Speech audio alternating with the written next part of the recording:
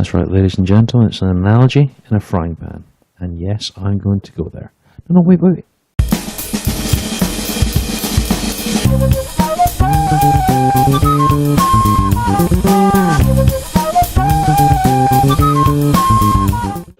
Hi, and welcome to episode 2 of Unpublished Eats, where I make food from books that haven't yet found a publisher.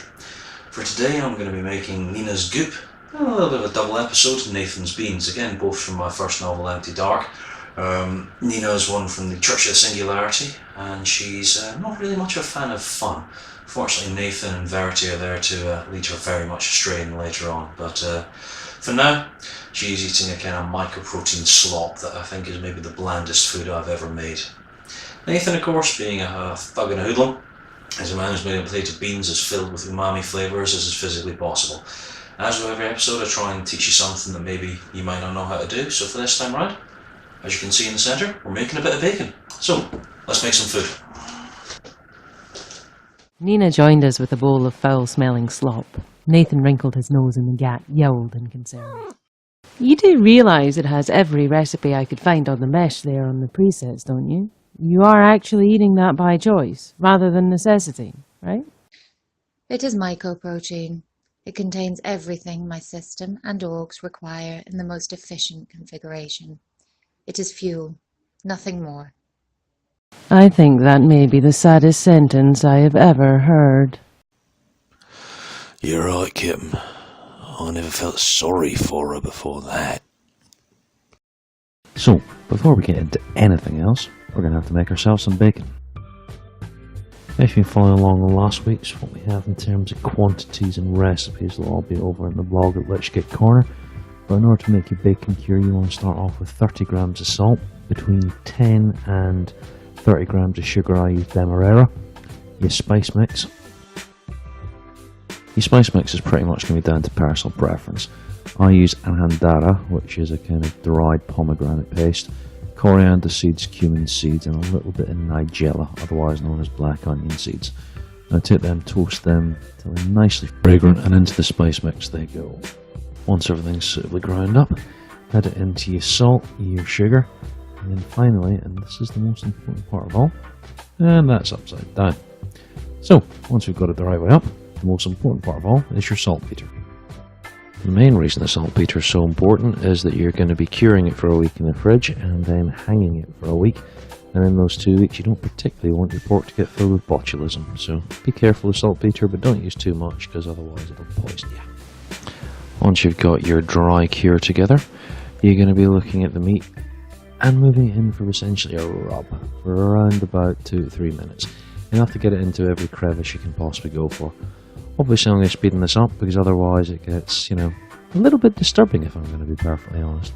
But get it into everywhere you possibly can, cover the meat up, get it good and prepped, and then into a bag, into the fridge, and leave it a week. And just pop it into your smoker and slice. But what if you don't have a smoker? Well, there's always another method. Here we're going to try the wok way of doing things.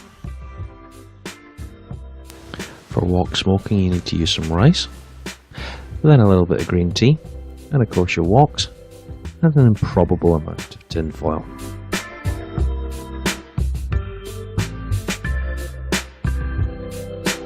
Line up the bottom of the pan with the tin foil, add your rice, I use a Thai fragrant rice, and your green tea, and then pop it all in, wrap it all back up together, and then pop it onto the hob for about 15 minutes or so.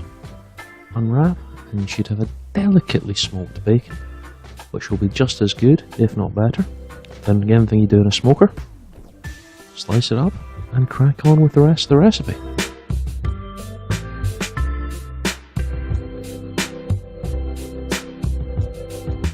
Now for Nathan's Beans of Destiny, we're going to start off with a decent stock. For that, grab a handful of beef bones, score across the surface, lightly, and then roast them into your oven for about 45 minutes to an hour.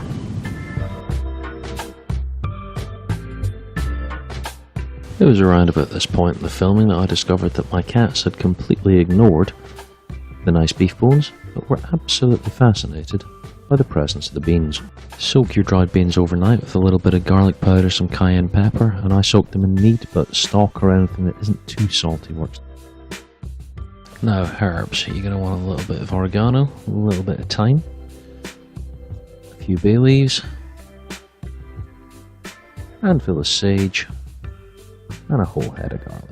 Pop them all into your stock pot along with 4 litres of water. Don't worry, that's going to boil down nicely.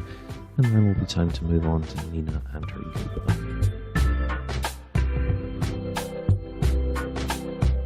At this point on Nina, you want half an onion, a handful of basil with the stalks involved, then a little bit of parsley, and after that a piece of resistance, an entire white turnip chopped, and a handful of dill.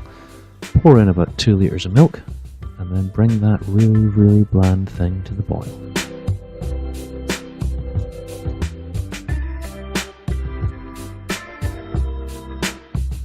Come the next morning, you'll find a thick layer of fat on the beef stock and a massive skin on the milk stock, unless you remembered to put some cling film over the top, like I forgot to tell you. Get ready your beef fat, because contrary to my appearance, there is such a thing as too much fat in the food. Once you're done with that, boil down your beef stock until it's reduced in volume by around about half, and then sieve out the bones. Pop that back on the hob on another pan, reduce it again down to 1 litre, sieve out your milk with all of its various turnipy goodness, and you're just about ready to cook.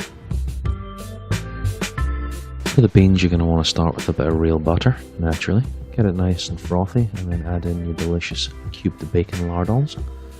After that, you want to throw in a bit of chorizo, and then your mixture of spices.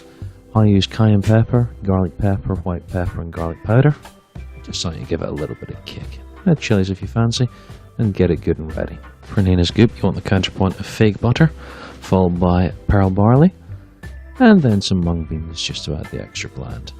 Pour in the milk, which these will absorb enormously. Be ready for that for the rest of the day, and then move on. Throw in the final bean mix. Should be nicely soaked from overnight, and that will take on the fat of the chorizo, take on the fat of the bacon, and then pour the stock in. Just give it that glistening blend of umami flavours, and of course, fat. Now, Nina's mycoprotein mix is supposed to be good for her as well, and contain all the vitamins and minerals. So now we have some multivitamins that I'm going to stuff inside my spice mix and hope this works. The noise that actually came out as a result of this was not dissimilar to grinding probably a fistful of gravel, so I don't think the actual machine survived, but hey, we have all the nutrients and minerals that we could possibly require.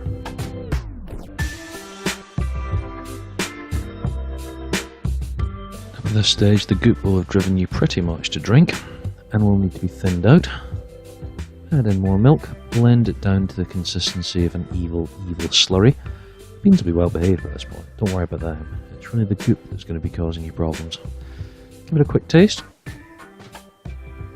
Regret so very many things you've done, and wash that away, and then get to serving.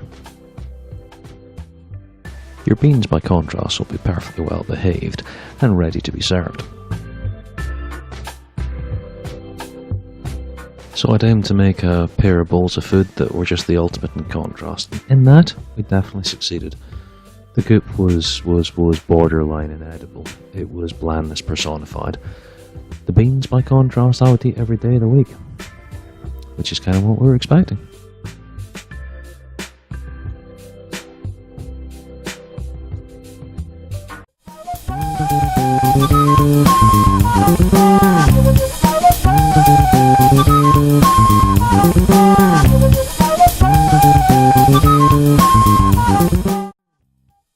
Just as a little bit of a postscript to this, I was so thoroughly sick of the goop that I ended up taking it, putting it into the oven in some greaseproof paper, and then baking it into something that could possibly be described as bread, if you really stretch the definition of bread quite a long way. That's a consistency there, something in between, sort of sponge and the Terry Pratchett descriptions of dwarf bread, i.e. the kind of thing that will last forever in a battlefield siege and will continue even after people have eaten all the rats, horses and their mates and their own legs, because anything to avoid eating this crap. Don't make it, guys. Seriously. Learn from my mistake.